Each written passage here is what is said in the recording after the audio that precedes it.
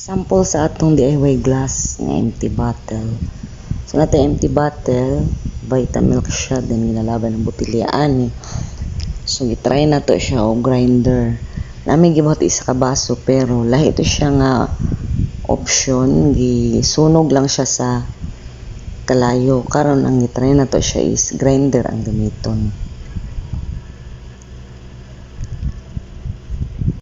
Then pagkahuman niya og cut mo ni siya ang taklob sa bottle.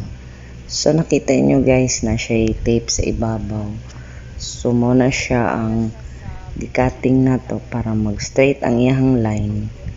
So di siya kutob. And then bairon lang siya sa bairan para magpantay ang iyang sa ibabaw. So, gitry lang na mo siya guys.